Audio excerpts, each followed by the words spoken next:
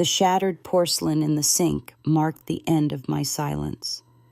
After 30 years of marriage, countless meals prepared, and endless sacrifices made, I finally snapped on the night before Thanksgiving.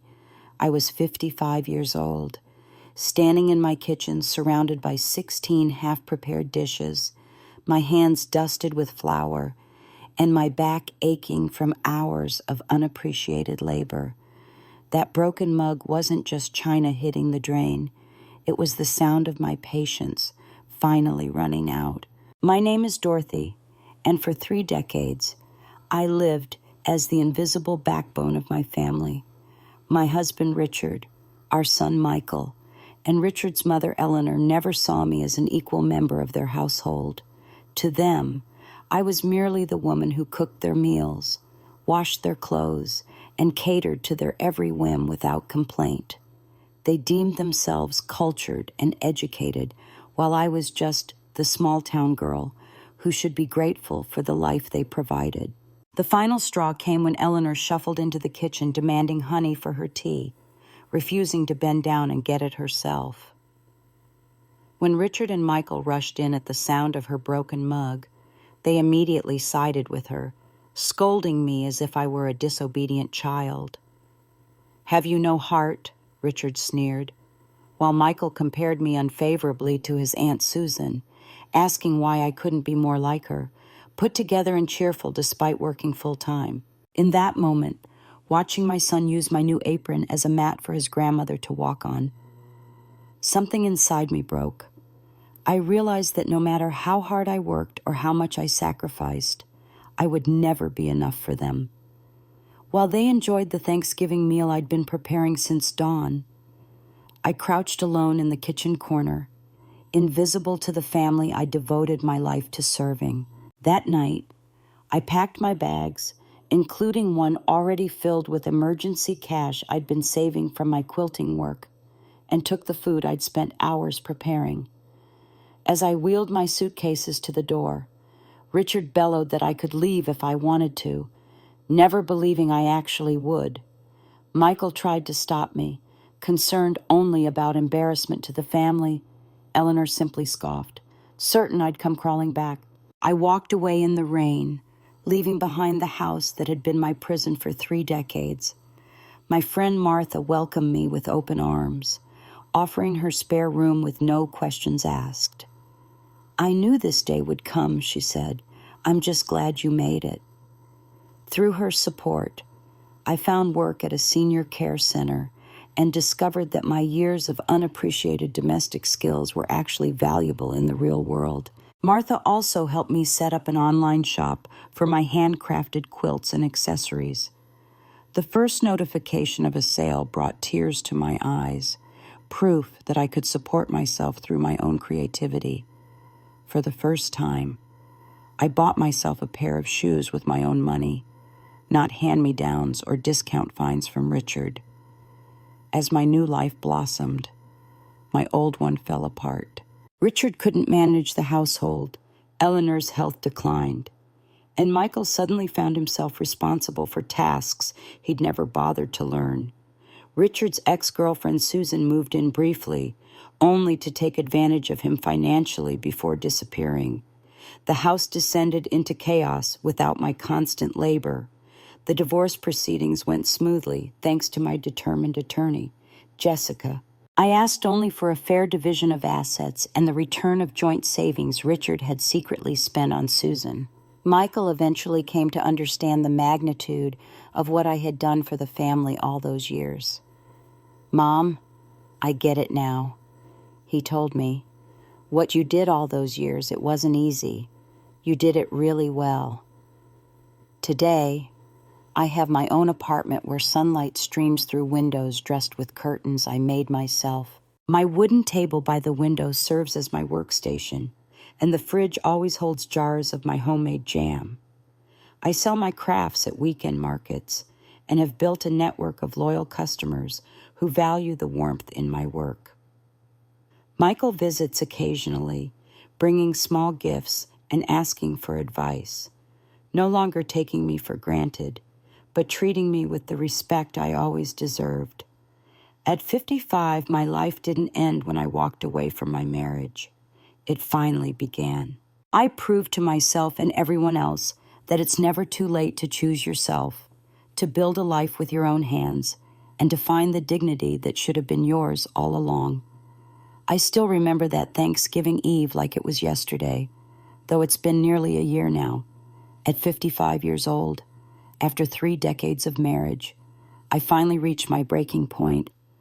It wasn't a dramatic argument or betrayal that pushed me over the edge. It was a holiday feast in a jar of honey. My day had started at 4 a.m., while Richard and our son Michael slept soundly upstairs. I was downstairs chopping vegetables, roasting pumpkins, and kneading pie dough. Eleanor, my mother-in-law, who had lived with us for most of my marriage, had insisted on a 16-course dinner for our extended family roast turkey. Honey-glazed ham, truffle mashed potatoes, pumpkin pie, baked yams, creamy corn chowder, and more dishes than any one person should reasonably be expected to prepare. By midday, my back was screaming from standing for hours without rest. I hadn't eaten a single bite, too busy trying to keep up with the endless preparations. The kitchen was sweltering, and sweat made my hair cling to my face in messy strands. I caught a glimpse of myself in the glass cabinet door, a ghost of a woman smeared with turkey grease and flecks of seasoning. That's when Eleanor shuffled into the kitchen, demanding I fetch her some honey for her warm lemon water. "The honey's in the basket under the cabinet," I told her, still working the pie dough with flour-dusted hands. "Just bend down and grab it." I wasn't harsh after all that work. I sounded remarkably calm. But Eleanor exploded. "You know my back is bad, and you still expect me to bend down. Do you have any consideration?" She snapped.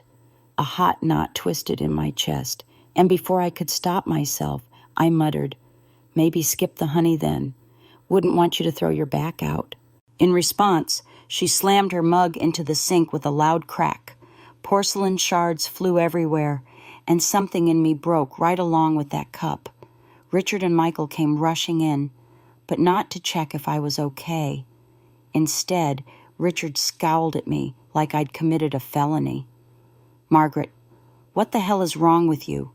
She's your elderly mother-in-law, and you're making her bend over to grab something. Have you no heart?" Michael joined in, barely looking up from his phone. "Yeah, Mom, seriously, it was just honey. You were right there. Grandma's not in great shape. Why couldn't you help?" His tone chilled me, but what came next sliced right through me. "Do you have to make everything in this house feel like a soap opera? Look at Aunt Jennifer. She works full-time, takes care of her kids, does the chores, and she still looks put together and cheerful every damn day. You walk around like the world's done you wrong, dressed like you gave up years ago." I stared at him, silent, standing near a slick puddle of chicken juice I hadn't even had time to mop up yet. Michael helped Eleanor out of the kitchen, careful not to let her slip. And then, just to add insult, he grabbed my brand new apron and tossed it onto the floor as a mat for her to walk on. Richard, because he always had to have the last word, added, "You really ought to take a good look at yourself. It was supposed to be a happy holiday. Look at the mood you've created. My sister and her husband will be here any minute. How do you think it's going to look with you sitting here like this?" They stood there in the doorway, towering above me like courtroom judges. I was still crouched on the floor, hands covered in flour, trying to gather up broken porcelain shards. The slippery edges kept slicing at my fingers, one cut after another. I was exhausted beyond words, drowning in tasks and resentment, and still, no one offered me a moment to breathe. When they finally left me alone, tears blurred my vision. My hands were too filthy to wipe them away, so I rubbed at my face with the edge of my sleeve, Not one of them gave a damn that I'd been up since before dawn, cooking and preparing without a break, or even a single bite to eat. Later, while they sat down to enjoy the meal, I didn't join them at the table. I crouched alone in the corner of the kitchen, in silence. It wasn't that I wasn't hungry, I just couldn't bear to sit with them. I remembered once during dinner when I made a little too much noise sipping my soup. Richard immediately frowned and said, "That slurping noise is the most grating sound I've ever heard, like nails on a chalkboard." I never ate at the table with them again, but they never seemed to notice. That night, as I watched them laughing in the living room while I continued to slave away in the kitchen, I realized something that changed everything. I wasn't family to them. I was just a subpar maid who kept failing to meet their impossible expectations. And in that moment, I decided I'd had enough, absolutely enough. Little did they know that this would be the last meal I would ever prepare for them, or that by tomorrow night, their perfectly ordered world would come crashing down around them. I never thought a simple jar of honey would be the catalyst that finally gave me the courage to walk away from 30 years of marriage. But sometimes, it's not the grand betrayals that break us, it's the small, daily indignities that eventually erode our very souls. That fateful Thanksgiving Eve, I had been cooking since sunrise. My 55-year-old body ached from standing for hours without rest, preparing 16 elaborate dishes demanded by my mother-in-law, Beatrice. The kitchen was an orchestra of simmering pots, the oven's steady heat, and the rhythmic chopping of my knife against the cutting board. My hands were dusted with flour as I kneaded pie dough, my concentration absolute despite my exhaustion. That's when Beatrice shuffled into the kitchen like she owned the place, which, in many ways, she believed she did. She picked up her tea mug and, with the entitlement that had characterized our relationship for 3 decades, told me to fetch her some honey for her warm lemon water. I didn't even look up. "The honey's in the basket under the cabinet," I said calmly, still working the dough. "Just bend down and grab it." I wasn't harsh. If anything, after hours of unacknowledged labor, my tone was remarkably measured, but Beatrice exploded as if I'd slapped her across the face. "You know my back is bad," she snapped, her voice sharp enough to cut glass. "And you still expect me to bend down. Do you have any consideration?" A hot knot twisted in my chest. This woman, who could sit for hours playing bridge with her friends, somehow thought bending down for honey was too much effort. I couldn't help but mutter, "Maybe skip the honey then. Wouldn't want you to throw your back out." Before the words even cooled in the air, Beatrice slammed her mug into the sink with a loud crack. Porcelain shards flew everywhere, and something inside me shattered right along with that cup. She stood there with that sour face of hers, like the entire world owed her a favor. I remained frozen, hands still dusted in flour, caught somewhere between crouching and standing. From the living room, William and our son Nathan came rushing in, finally stirred by the noise. For a split second, I thought maybe they'd ask if I was okay. Maybe they'd tell Beatrice to take it easy. But I should have known better after 30 years of marriage. They didn't even glance at me. William scowled at the shattered mess in the sink like I'd committed a felony. "Elizabeth, what the hell is wrong with you?" he demanded. "She's your elderly mother-in-law, and you're making her bend over to grab something. Have you no heart?" He said it like I'd done nothing all day but lounge around, as if I hadn't been on my feet since 4 a.m. preparing a feast that would likely receive more criticism than praise.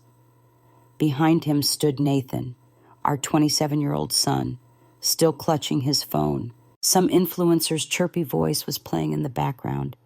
He barely looked up as he muttered, "Yeah, Mom, seriously. It was just honey. You were right there. Grandma's not in great shape. Why couldn't you help?" His tone chilled me to the bone, but what came next sliced right through me. "Do you have to make everything in this house feel like a soap opera?" He continued. "Look at Aunt Rebecca. She works full-time, takes care of her kids, does the chores, and she still looks put together and cheerful every damn day. You walk around like the world's done you wrong, dressed like you gave up years ago." I stared at him, silent, unable to find words. I was standing near a slick puddle of turkey drippings I hadn't even had time to mop up yet.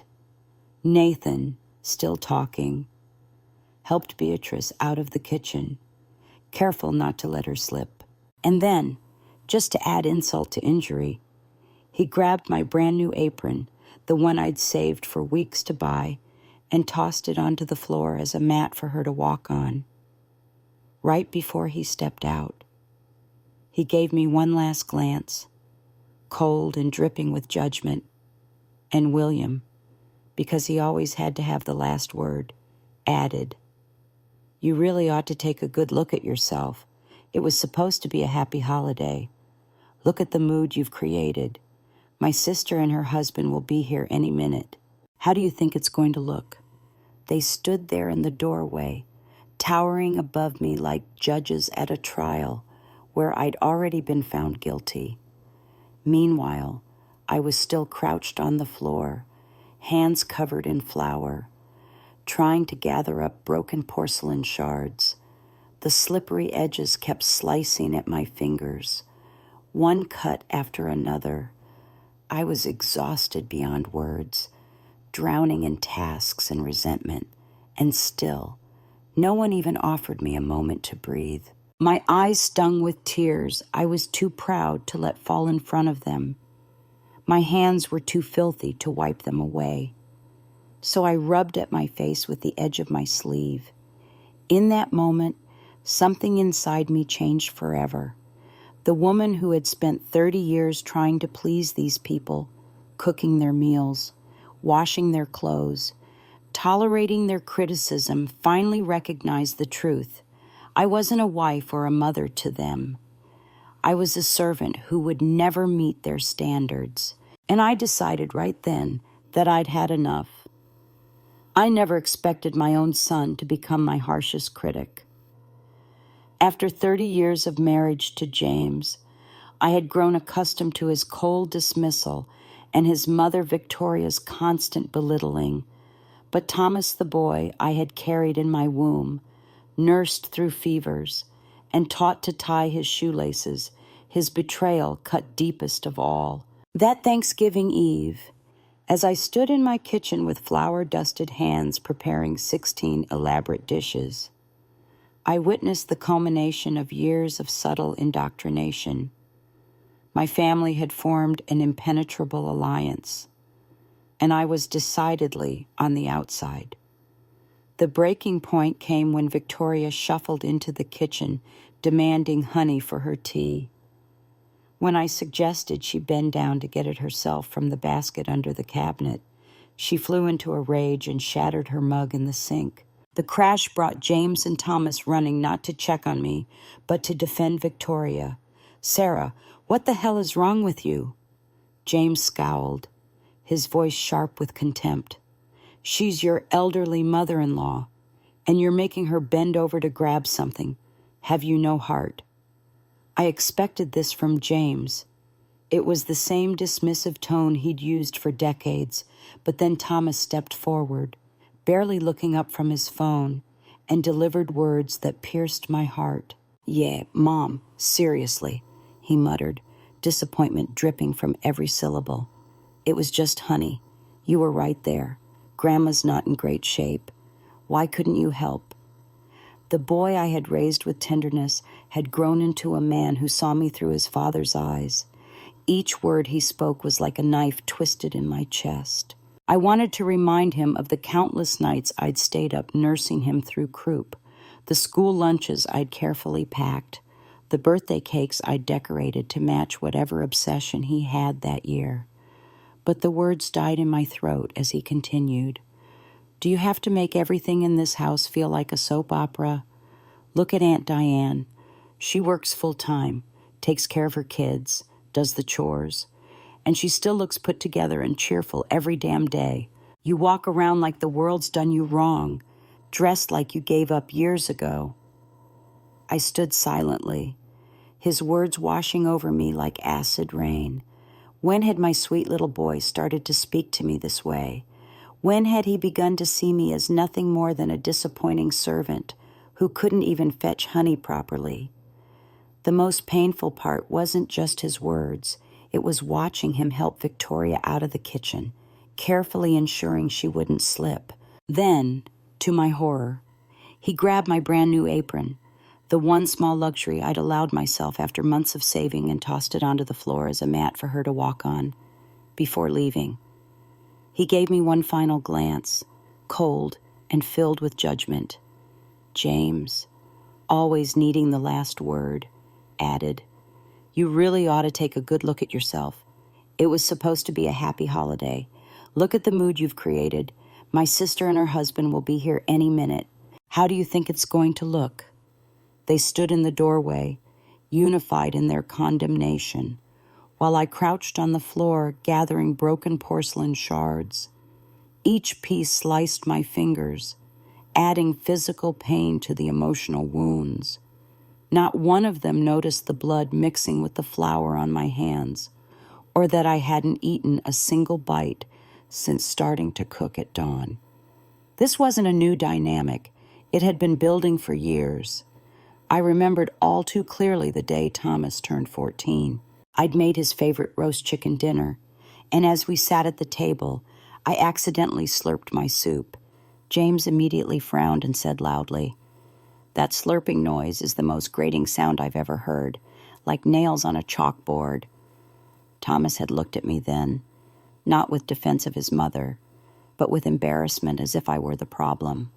From that day forward, I never ate at the table with them again, and they never seemed to notice my absence.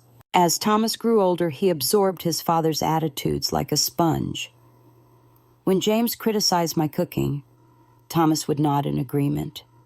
When Victoria complained about my housekeeping, Thomas would sigh and mention how his friend's mother kept a spotless home. The three of them formed a tight unit that required a common enemy, and I had unwittingly been cast in that role. In the living room, I would often hear them talking about international politics and art pieces I couldn't possibly understand. They called themselves educated middle class. James had taught music at a public middle school.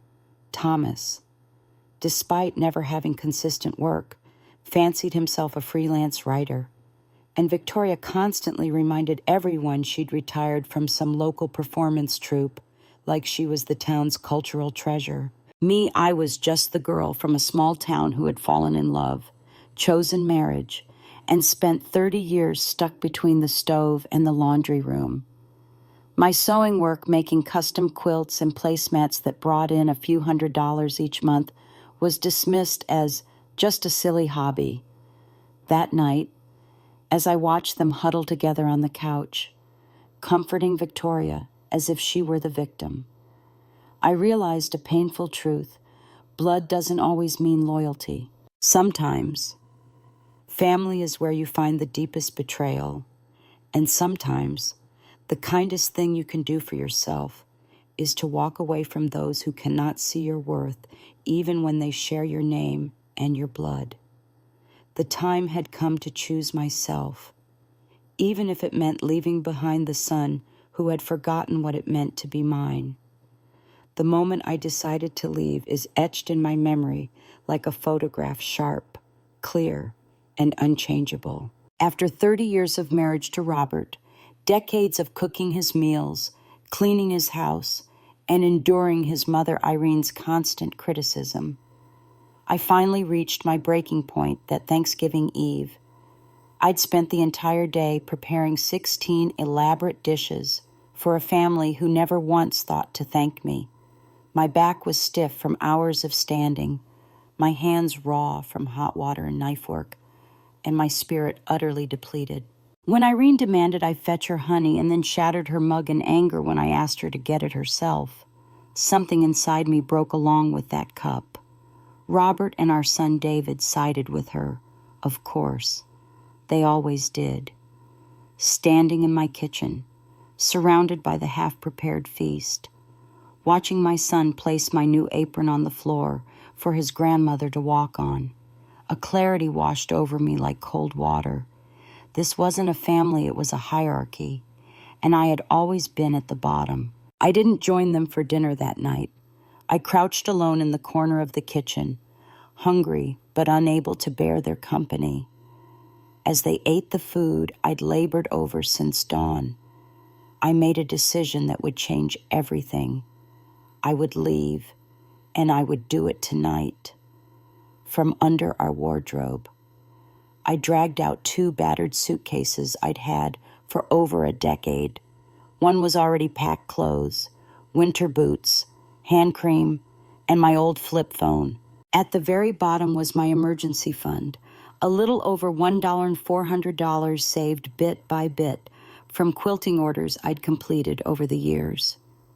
I stared at the clothes I'd packed dull, lifeless grays and blacks. I couldn't even remember the last time I'd bought myself something colorful. Then it came back to me years ago, after an incident with Diane, Robert's sister. We'd shown up to a neighborhood potluck wearing the same vibrant purple dress. Mine fit better, no question. But Robert had been furious, sulking the entire evening. "You're in your 40s, for God's sake," he'd snapped afterward. "Don't you think that color is ridiculous? Embarrassing. You really think you can compete with her?" I had just turned 40. My skin had lost some glow, sure, but I was far from too old for bold colors. Still, his next words crushed me. "Stop dressing like you're headed to prom." I folded the dress away that night, and from then on, my closet became a graveyard of navy, charcoal, and black. Now, at 55, I combed through the wardrobe one last time, making sure I hadn't missed anything important, then opened the bedroom door. The house was quiet. They were probably upstairs. I didn't care to find out. I wheeled one suitcase to the front door, then went back for the empty one. In the kitchen, I opened the refrigerator and started filling the second suitcase with everything I could carry: the turkey I'd bought that morning, the lobster, the sausages, mushrooms, fresh vegetables, all packed neatly into bags and stacked tightly. If I could carry it, it went in. I left the juices and salads behind, but I didn't forget the honey, a small jar of wild honey I'd had shipped from Maine. I'd bought a set of 5 jars for Robert, hoping the honey would help soothe his stomach issues. It turned out he'd secretly given 3 jars to Diane behind my back. When I confronted him, he barked, "Everything in this house belongs to me. I'll give it to whoever I damn well please. Don't like it, then leave. No one's stopping you." That's when I first realized this marriage had never truly included me. I was just something that came along for the ride, convenient, replaceable, invisible. I'd been toying with the idea of leaving for years. My sister had tried to talk me out of it once, telling me I was too old to be making waves. When that didn't work, she brought up David. "He's not even married yet. If you leave now, how's he supposed to find someone no woman wants to step into a broken home?" For 5 more years, I stayed for David's sake, but those years drained every last drop of hope I had left. Now, finally, I was done hoping. I was ready to live for me.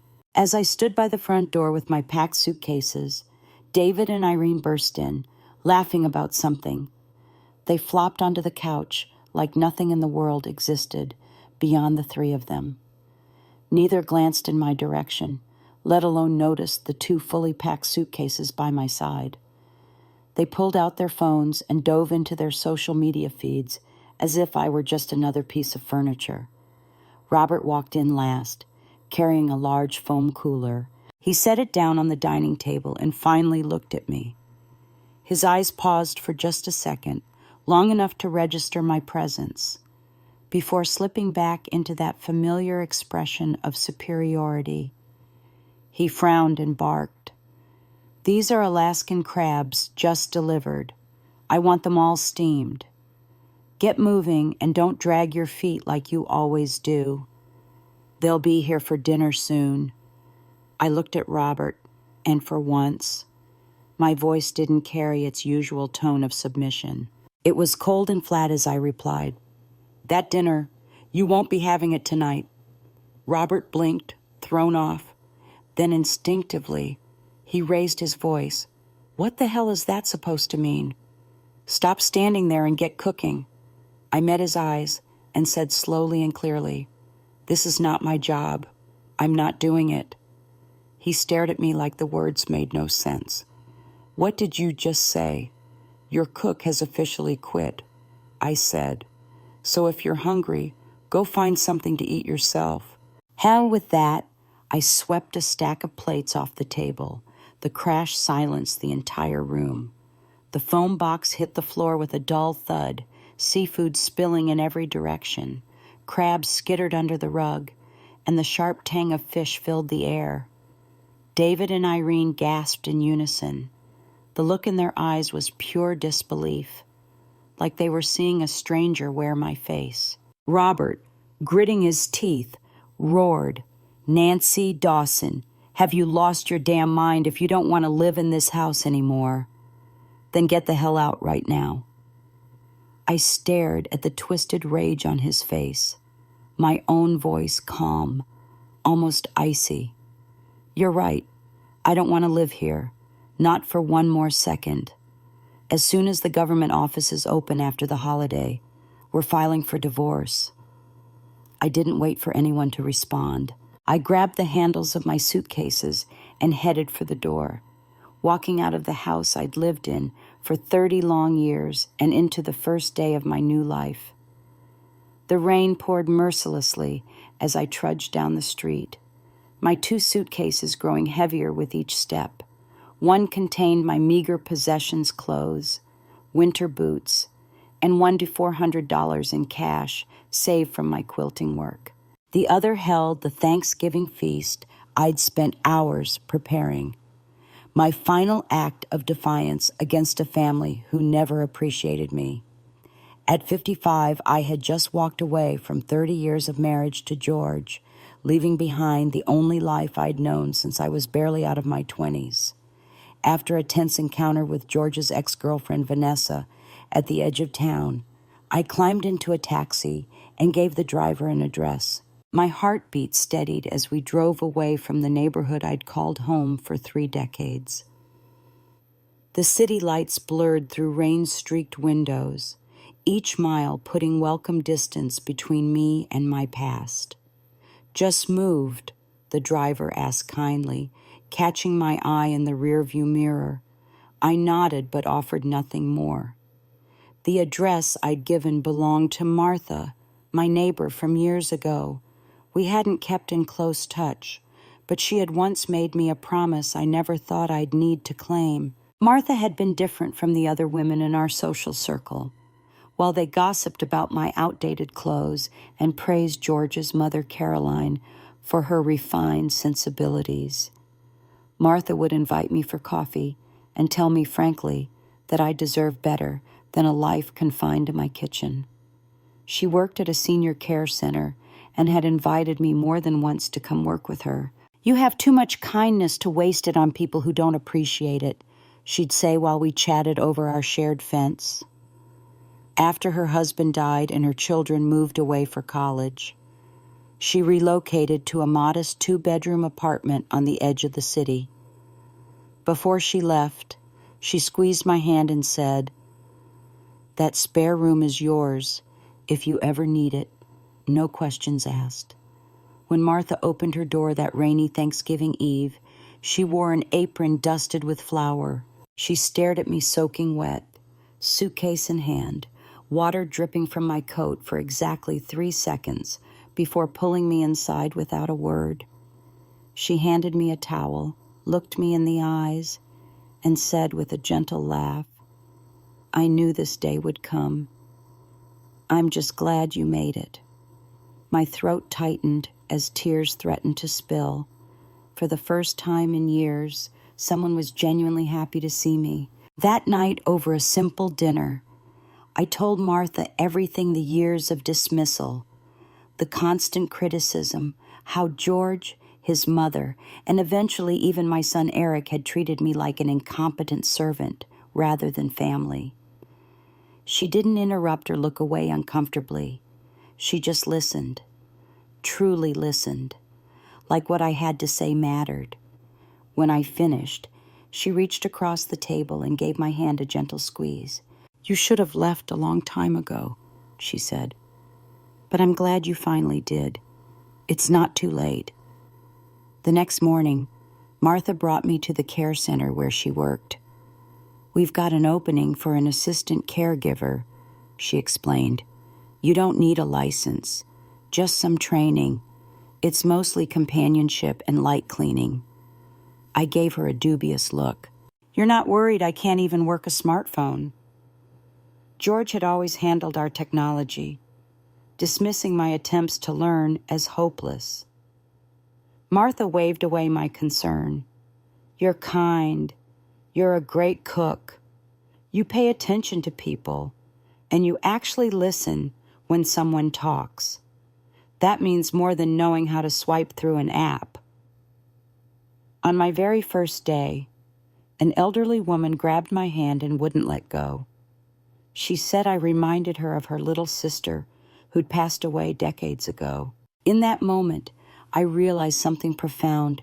Every ounce of patience I'd learned in that kitchen, every quiet skill honed over 30 years of unnoticed work, had finally become something of value, something I could survive on, something that belonged to me after work. Martha helped me unpack a box of handcrafted items I'd made over the years: quilted purses, fabric aprons, and pillow covers. Her eyes widened as she examined the intricate stitching. "Carol, these are beautiful," she said, holding up a small patchwork bag. "You've been making these all this time and only selling them at occasional markets. Have you ever thought about posting them online?" I shook my head. I never had the time. There was always something at home that needed me more. Martha pulled out her laptop with a determined smile. "Trust me, these are perfect for Etsy. First, we'll set up your account. Everything else we can figure out step by step." That night, in Martha's guest room, I wrote in her spare notebook, "I don't know what the future looks like, but I know one thing. Starting today, this life finally belongs to me." I closed the notebook and looked out the window. The city lights flickered in the distance, and for the first time in decades, I felt solid, steady, home. Not because I was in an actual home that belonged to me, but because I finally belonged to myself. Martha had given me more than shelter. She had given me the confidence to rebuild my life. 3 days after settling in, I received my first order on Etsy. My heart leaped so hard I could feel it in my fingertips. Martha found me staring at the screen, tears streaming down my face. "Everything okay?" she asked with concern. I nodded, wiping my eyes. "For the first time in 30 years, I replied. "Everything is finally okay." I never imagined, at 55 years old, that I would be starting over. After walking away from 3 decades of marriage to Daniel, I found myself in Olivia's spare bedroom with 2 suitcases and $1,400 in savings from my quilting work. For 30 years, I'd been Ruth the wife, Ruth the mother, Ruth the cook and cleaner, but never Ruth the person. Now, with nothing but my own determination, I was about to discover who I really was. Olivia, my former neighbor and now savior, wasted no time helping me find my footing. The morning after I arrived at her doorstep, rain-soaked and emotionally drained, she brought me to the senior care center where she worked. "We've got an opening for an assistant caregiver," she told me with a reassuring smile. You don't need a license, just some training. It's mostly companionship and light cleaning. I gave her a skeptical look. You're not worried that I can't even work a smartphone? I asked. Daniel had always dismissed my attempts to learn technology, claiming I was too slow and couldn't grasp simple concepts. Olivia laughed softly. Ruth, you're kind. You're a great cook. You pay attention to people, and you actually listen when someone talks. That means more than knowing how to swipe through an app. I wasn't convinced, but I was desperate and grateful for the opportunity. On my first day, an elderly woman named Mrs. Peterson grabbed my hand and wouldn't let go. Her pale blue eyes, clouded with cataracts, but bright with emotion, looked up at me. You remind me of my little sister, she said, her voice quavering. She passed away decades ago, but she had the same gentle way about her. Something shifted inside me in that moment.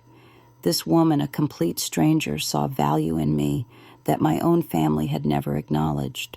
Every skill I'd honed in that kitchen for 30 years, patience, attention to detail, the ability to anticipate needs before they were spoken, suddenly had purpose and appreciation. In the evenings, after returning to Olivia's apartment, I began unpacking a box I hadn't touched in years. It contained the patchwork pieces I'd sewn in stolen moments, between cooking meals and folding laundry, small quilted purses, fabric aprons, hand-stitched pillow covers. Each piece represented hours of creativity that had been dismissed as just a hobby by Daniel and our son Justin. Olivia picked up a small drawstring bag, running her fingers over the intricate stitching. Ruth, these are beautiful, she said, her eyes wide with genuine admiration. You've been making these all this time and only selling them at occasional neighborhood markets. Have you ever thought about posting them online? You'd get way more orders. I gave her a sheepish smile. I never had the time. There was always something at home that needed me more. The words sounded hollow now, an echo of excuses I'd made to myself for years with determined efficiency. Olivia pulled out her laptop. Trust me, this stuff is made for the internet. Etsy is basically heaven for people who know how to make things with their hands.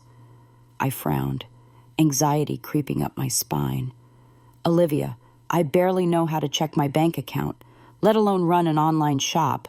And then I'll teach you, she said, snapping the laptop shut with a confident grin. First, we set up your account. Everything else we can figure out step by step. So that's what we did. She showed me how to create a profile, take good photos of my work, write product descriptions, and set prices that reflected my time and skill. I fumbled through it all, but Olivia was patient. You're picking this up faster than I did when I started, she encouraged me. That night, I sewed 3 little coin purses, snapped a few photos, and listed them online. The next morning, I woke to a notification from Etsy, my first order. My heart leaped in my chest, thudding so hard I could feel it in my fingertips. I stared at the screen, vision blurring through tears. Olivia's voice floated in from the kitchen. Breakfast's ready. I quickly wiped my eyes and called back. Coming.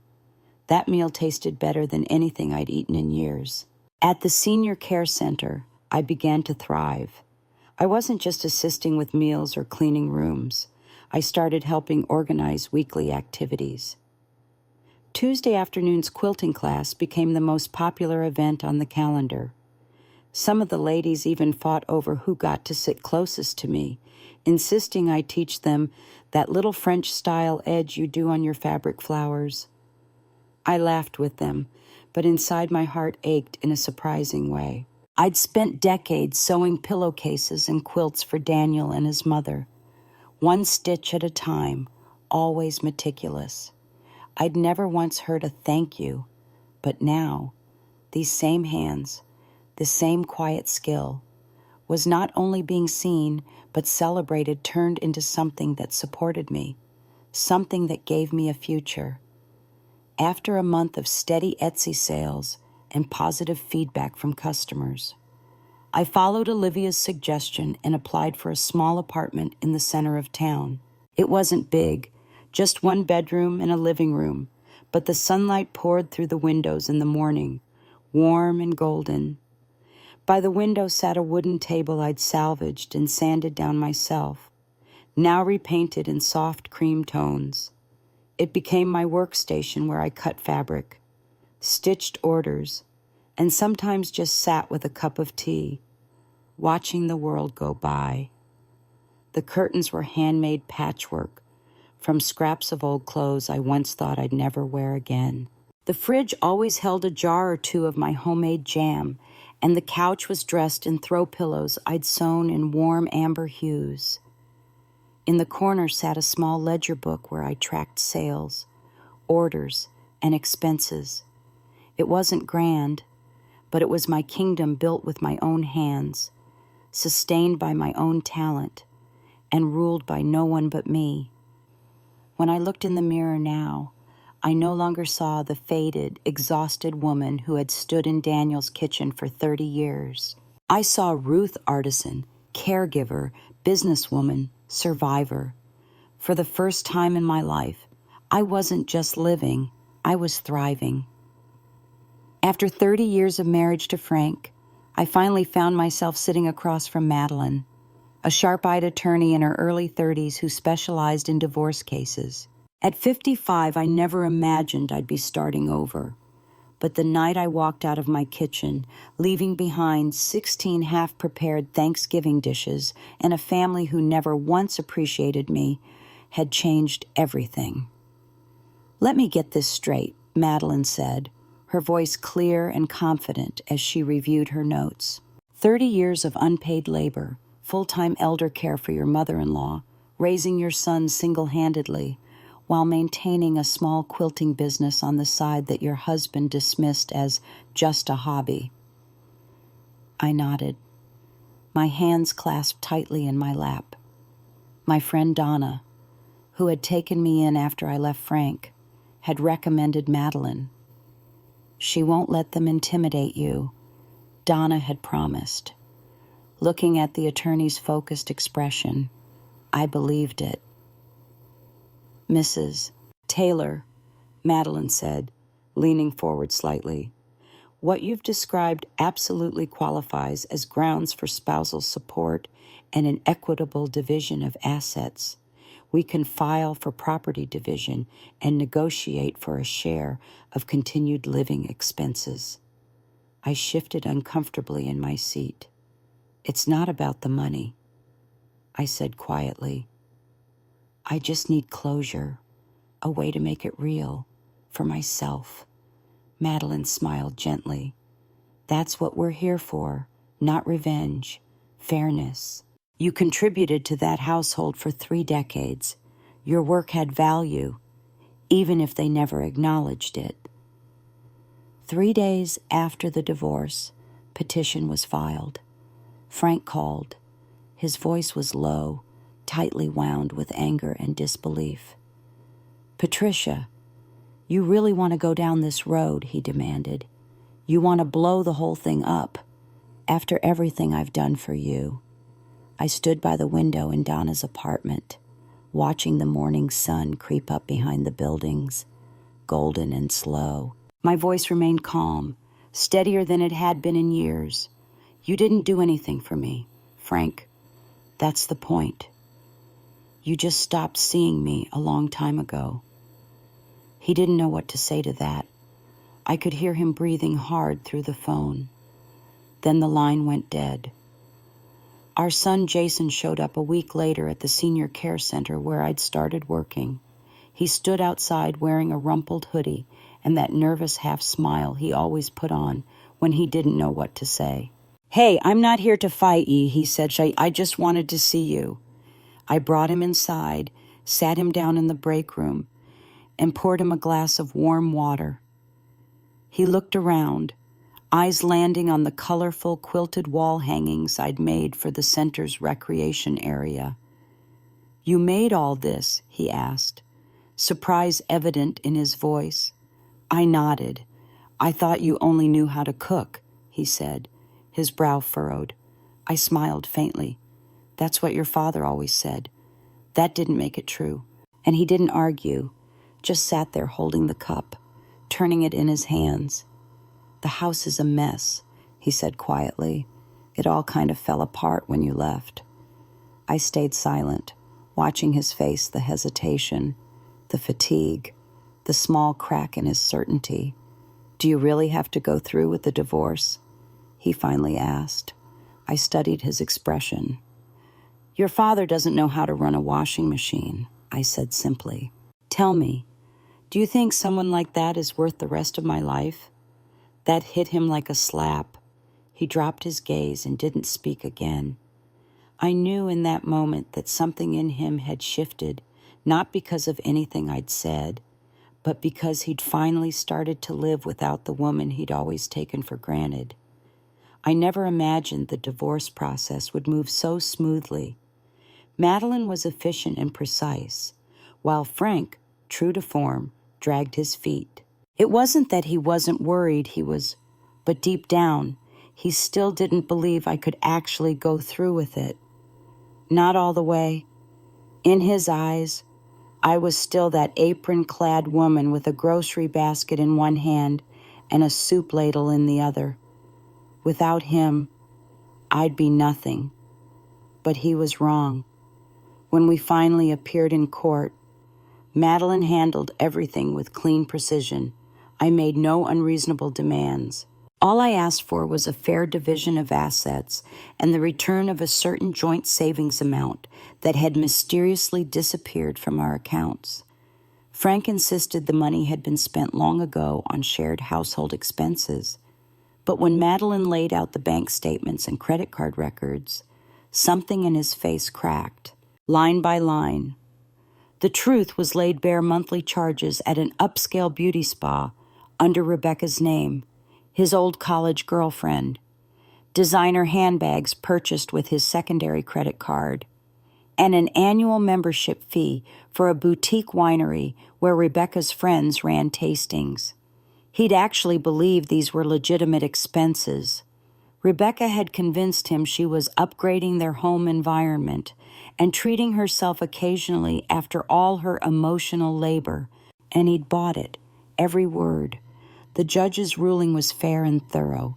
I received half of our home's value, a portion of Frank's retirement fund, and monthly alimony that acknowledged my decades of unpaid domestic labor. It wasn't a fortune, but combined with my income from the care center and my growing Etsy business, it was enough to secure my future. The day the divorce was finalized, I didn't feel triumphant or bitter. I felt something quieter and more profound, a sense of validation. The court had acknowledged what Frank never could, that my contribution to our marriage had real, tangible value. As I walked out of the courthouse, Madeline touched my arm. "Patricia," she said, "I see a lot of women in your situation. Not all of them find the courage to start over. You should be proud." I smiled, thinking of my small apartment with its sunlit windows and the wooden table where I cut fabric for my growing business. "I am," I replied. The words felt strange on my tongue, not because they weren't true, but because for the first time in 30 years, I actually believed them. The day I walked out of my 30-year marriage to Howard, I took more than just my personal belongings. I packed the turkey I'd bought that morning, the lobster, sausages, and all the fresh vegetables for the Thanksgiving feast I'd been preparing since dawn. As I wheeled my 2 suitcases out the door, one filled with clothes, the other with food I left behind, a home that had never truly been mine, and a family that had never fully seen me. What I didn't anticipate was how quickly their carefully ordered world would crumble without my invisible labor holding everything together. Word around town traveled fast in our close-knit community. My friend Maureen, who had taken me in after I left, worked at the pharmacy where Edith, Howard's mother, filled her prescriptions. From Maureen's careful observations and neighborhood whispers, I pieced together the aftermath of my departure. You wouldn't recognize that house. Maureen told me one evening over tea, about 3 weeks after I'd left. The garbage is piled up at the back door. Mrs. Jenkins next door says she can smell it from her porch. The grand home I'd maintained for 3 decades, scrubbing floors, dusting bookshelves, washing windows twice monthly, was reportedly descending into chaos. The washing machine sat stuffed with damp laundry left for days, growing musty and sour. The kitchen sink was perpetually full of unwashed dishes, soaking in stagnant water. Mail and newspapers accumulated in haphazard piles on the coffee table I'd once polished to a shine every Sunday. But the real burden, as I'd secretly predicted, fell squarely on my son Stephen's shoulders. At 27, he had never had to think about the invisible infrastructure that kept a household running. Suddenly, he was thrust into the role of default caretaker by process of elimination. Grocery runs, pharmacy pickups for Edith's medications, utility bills, downloading insurance forms, scheduling Edith's doctor appointments, chores he'd never had to consider before suddenly became his new normal. At first, he acted like it was nothing. It's just a few errands. He'd apparently told his girlfriend Lily when she asked why he was canceling their dinner plans again. I'm not a kid, but it didn't take long for reality to sink in. Stephen couldn't cook. He'd never bothered to learn. He tried following YouTube tutorials a few times, but ended up burning pans or boiling chicken until it turned into what Lily later described as shredded leather. They turned to takeout, but Howard was impossible to please, too greasy, too bland, too expensive. The father-son bickering started almost immediately and turned vicious within weeks. They became like two hedgehogs, always bumping into each other's spines. Meals ended in stony silence, if not full-blown cold wars. The house grew heavy with a kind of exhaustion where no one yelled anymore. But no one laughed either, just a stale haze of fast food grease and medication. Flickering lights, and a television left on with no one watching. Stephen retreated to his room, staring blankly at his laptop. His freelance writing assignments piled up, unanswered. Editors he'd once begged for work were now emailing him about missed deadlines. The ambition that had once driven him to pitch articles to prestigious publications withered under the weight of domestic responsibilities. Edith's health began to deteriorate without my careful attention. She missed medications, ate poorly, and her arthritis flared up severely in the winter chill of an inadequately heated home. Howard didn't notice until she couldn't get out of bed one morning, her joints too stiff and painful to move. As for Howard, his pristine image in the community began to tarnish. He showed up to his teaching job at the middle school with wrinkled shirts and mismatched socks. Parents noticed and whispered. His colleagues, who had always envied his seemingly perfect home life, now exchanged glances when he microwaved the same leftover takeout 3 days in a row. The breaking point came when his sister Amanda and her husband arrived for their long-planned Christmas visit. They had been expected the previous Thanksgiving, before my dramatic departure, and had rescheduled for December, certain that Howard would have sorted out his domestic affairs by then. They arrived to find the front walk unshovered, the holiday decorations I always arranged conspicuously absent, and a house that smelled of neglect. Dinner was a package of cold cuts, some stale crackers, and a store-bought pie still in its plastic container. After one night, they checked into a hotel downtown, citing allergies but fooling no one. Maureen heard through her network that Amanda had pulled Howard aside before they left and said, "I always thought Tracy was just your wife. I never realized she was actually the foundation this whole house stood on." The cruelest irony was that Howard had spent 30 years treating me like I was dispensable, as if my sole purpose was to serve him, his mother, and our son. He truly believed I contributed nothing of value beyond the clean shirts in his closet and the hot meals on his table. It never occurred to him that I was the invisible infrastructure that made his comfortable life possible. Now, living in my small but sunny apartment, working at the senior care center where my skills were valued, and building my handcraft business that brought me both income and joy, I felt a complicated mix of emotions about their struggles. Not satisfaction. I wasn't vindictive by nature, but perhaps a quiet vindication. The world could finally see what I had known all along. I wasn't nothing. I was everything that had kept them whole. When I packed my suitcases and walked out on Richard after 30 years of marriage, I never anticipated that his ex-girlfriend Barbara would swoop in like a vulture circling wounded prey, but perhaps I should have seen it coming. Barbara had always lingered on the periphery of our lives, maintaining a calculated presence that Richard mistook for genuine friendship. I'd encountered her in the rain that fateful Thanksgiving night as I waited for a taxi at the edge of town. Even then, drenched and desperate, I'd recognized her predatory nature beneath her perfectly styled exterior. With her crimson wool coat cinched precisely at the waist and tall black boots gleaming despite the weather, she'd looked down at me with practiced concern masking obvious satisfaction.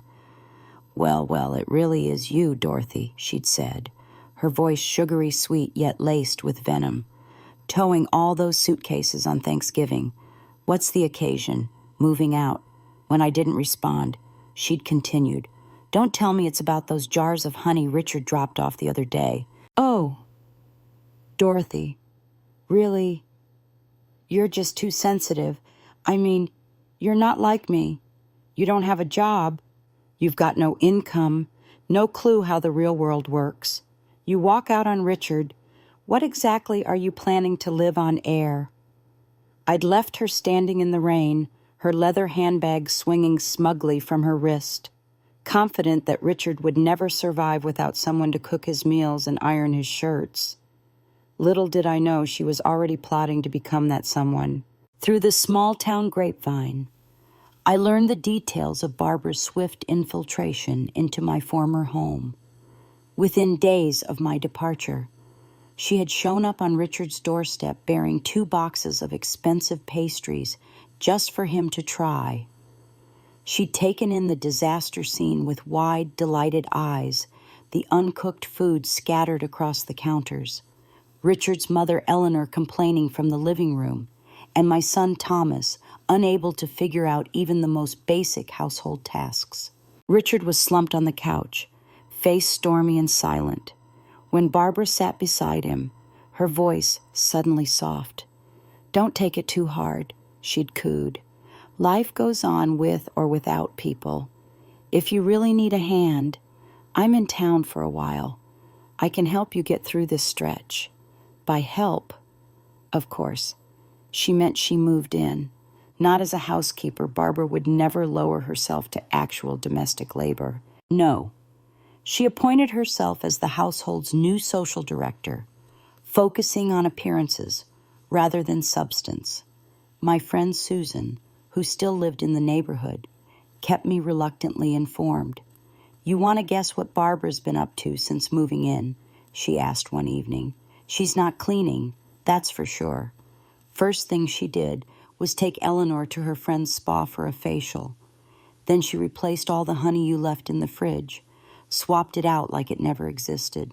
Gia and I laughed quietly. Barbara's never been the type to take a loss quietly. "And she's been real chatty, too," Susan continued.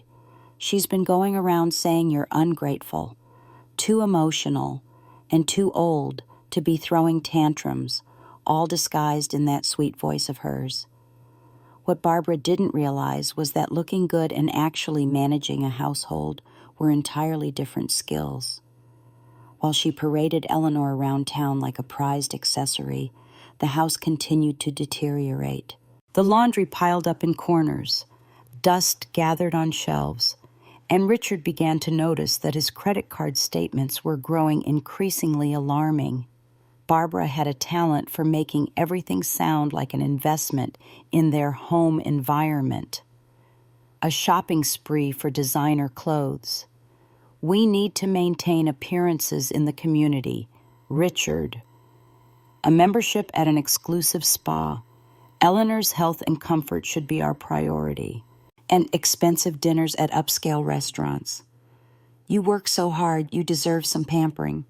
Richard, who had spent 30 years questioning every grocery purchase I made and complaining about the cost of household necessities, suddenly found himself funding Barbara's lavish lifestyle. Monthly charges appeared on his credit cards for beauty treatments, Italian-made coats, designer handbags, and even an annual membership fee for a boutique winery in another state where one of Barbara's old friends ran tastings and retreats. He actually believed these were shared household expenses. Barbara had convinced him she was upgrading their home environment and treating herself occasionally after all her emotional labor, and he'd bought it, every word. The deception might have continued indefinitely if not for the divorce proceedings. When my attorney Melissa presented the bank statements and credit card records in court, something in Richard's face cracked. Line by line, the truth was laid bare. The judge, seeing the pattern of exploitation, ensured these improper expenses were considered in our financial settlement. Right after the court proceedings ended, Barbara announced she had some matters to take care of out of state. She packed swiftly, left no note, not even a stray hair in the bathroom. Her exit was so seamless, it was clear she'd planned it all along. On her way out, she even took the last jar of wild honey I'd left behind in the refrigerator. Richard panicked, called her in a fury. "What the hell was I to you?" he demanded. Barbara chuckled, smooth as silk. "You didn't seem to mind when the card went through. Richard, you called it generous. You said it was voluntary. Remember, you owe me," he shouted, his voice cracking with the realization of how thoroughly he'd been used. She laughed again, lighter this time. "Then consider it tuition. Lesson learned." She hung up, and just like that, she was gone, like she'd never existed. In Barbara's world, Richard had only ever been a layover, a stop between comfort and opportunity. He thought losing me meant freedom, options. But what he found instead was someone sharper than him, someone who knew how to clean out a man without even raising her voice. I felt no satisfaction in his pain, only a certain sadness that he'd never valued what he had until it was replaced by a counterfeit that cost him far more than I ever did. I never expected reconciliation with my son Michael after I walked away from 30 years of marriage to Walter. For decades, I had watched as Michael absorbed his father's dismissive attitude toward me, treating my cooking, cleaning, and constant care as obligations rather than acts of love. By the time he reached adulthood, the gentle boy who once brought me dandelions from the yard had been replaced by a young man who could barely mask his disdain when I spoke at the dinner table. That painful transformation was complete the night I left, when Michael helped his grandmother Harriet out of the kitchen after the infamous honey incident, carelessly tossing my new apron onto the floor as a mat for her to walk on. His cold glance as he left spoke volumes. I was an embarrassment, a burden, someone who created unnecessary drama. So when Michael appeared outside the senior care center, where I now worked, wearing a rumpled hoodie and an uncertain expression, I braced myself for accusations. Instead, He shifted his weight from one foot to the other and said quietly, "I'm not here to fight. I just wanted to see you." I led him to the break room, my emotions carefully contained. I'd spent too many years being vulnerable with people who used my feelings against me. As we sat across a small table, I poured him a cup of warm water and waited. His eyes traveled over the colorful quilted wall hangings I'd created for the center's recreation area. "You made all this?" he asked, genuine surprise in his voice. I nodded. "I thought you only knew how to cook," he said slowly. "That's what your father always said," I replied calmly. That didn't make it true. He didn't argue, just sat there holding the cup, turning it in his hands. "The house is a mess," he finally confessed, his voice low. "It all kind of fell apart when you left." I stayed silent, studying his face, the dark circles under his eyes, the new tension line between his brows, the slight stubble he'd never had before. Household management was finally teaching him lessons that my words never could. "Do you really have to go through with the divorce?" he asked, an edge of the old entitlement creeping into his voice. I looked at him directly. "Your father doesn't know how to run a washing machine," I said simply. "Tell me, do you think someone like that is worth the rest of my life?" The question hit him like a physical blow. He dropped his gaze and didn't speak again. Something had shifted in him, not because of anything I'd said, but because he'd finally started to live without the woman he'd always taken for granted. The real change in Michael began when his girlfriend Lily started asking questions about me. One evening, overwhelmed by the household chaos and his father's constant complaints, Michael had unloaded everything on her. But Lily didn't comfort him the way he expected. Instead, she fell silent, then said softly, "I remember when we were kids. Your mom used to wait for you outside the library after school. She never called out or rushed you, just stood there quietly and smiled when you finally came out." She paused. "My mom used to say your mother was the most polite, gentle woman she'd met. Said she always helped straighten the book corner while waiting, and she did it so neatly, like she really cared." Michael had frowned. "So what?" Lily didn't flinch. "You keep calling her emotional and incapable, but the woman I saw growing up wasn't like that at all." She tilted her head. "And your dad, I don't remember ever seeing him at your school. Not once. Not at the library, not even at our graduation. Every other kid had both parents there. Your mom sat alone in the back row." Her words had hit Michael like cold water.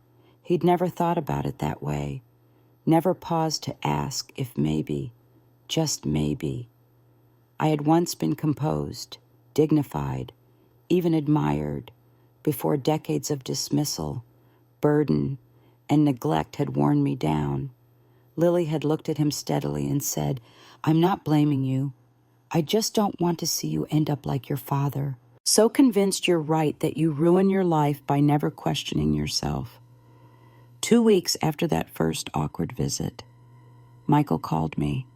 No yelling, no guilt, no blame, just a single sentence that carried the weight of true realization. "Mom, I get it now. What you did all those years, it wasn't easy. You did it really well." I didn't respond because some words don't need replies. His sentence wasn't an apology. It was something harder, something more important. It was the first honest conversation he'd had with his own life. The first time he really saw the sacrifice I'd made day after day, year after year, over the following months. Michael started dropping by my new apartment once in a while, not with guilt weighing down his steps, but with a quiet respect that had taken root over time. He always texted ahead now. Would it be okay to stop by And when he came, he brought small things, a box of cookies he'd baked himself, lopsided but earnest, or an old art book he'd found at the library that featured quilting as folk art. He no longer called me Mom like it was a claim. He said it like a title he now honored, like I was someone whose presence needed to be earned. He'd sit on the edge of my couch and ask, "Do you think this essay angle works? Or have you thought about a holiday theme for your shop?" Sometimes even, "I remember you once made a patchwork skirt. Want me to help look for the old fabric samples?" We no longer tried to play roles we'd outgrown. There were no debts to repay, no apologies waiting to be spoken. Just two people who had weathered a storm and were now, side by side, learning to walk again, this time with mutual respect. One day as he was leaving, he turned back at the door and said, "Mom, you look better than ever. I mean it. I'm really happy for you." I didn't say much, just smiled, my heart full with the kind of pride that doesn't need to be spoken aloud.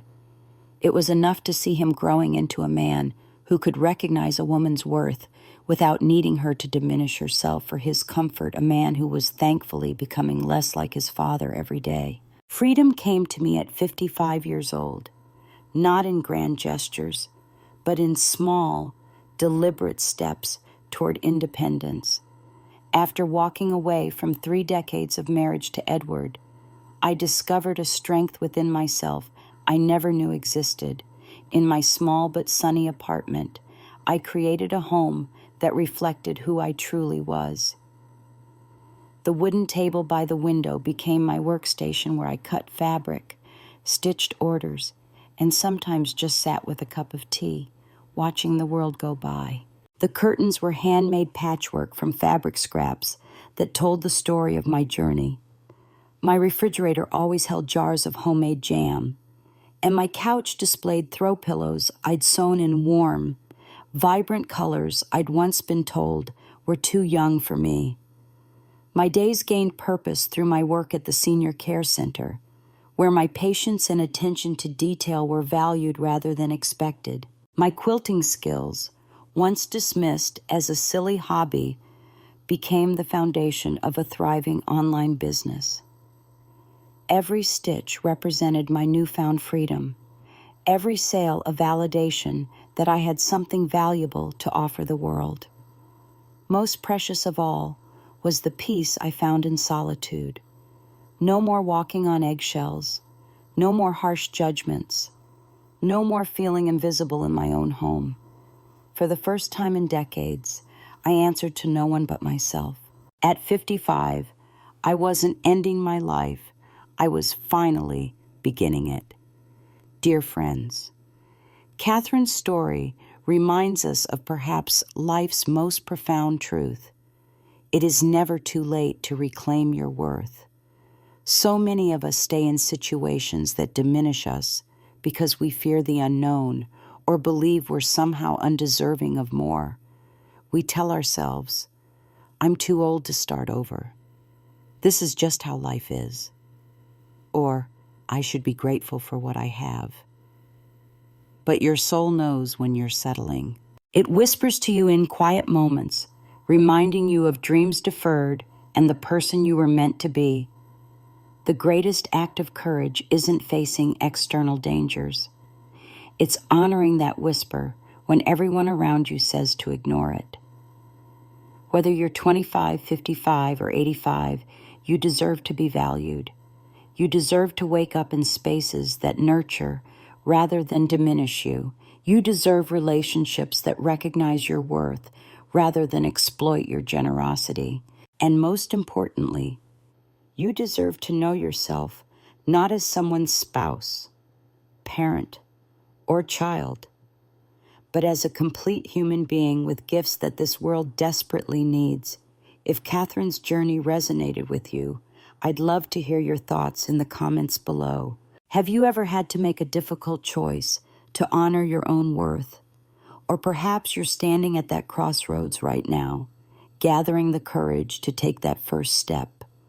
And if these stories of resilience and self-discovery speak to your heart, please consider subscribing to our channel. Each week, we explore the transformative journeys of ordinary people who found extraordinary courage. Together, we're building a community that celebrates second chances and the beautiful truth that our most authentic life can begin at any age. Remember, the question isn't whether you're too old to start over. The question is whether you're ready to finally meet the person you were always meant to be.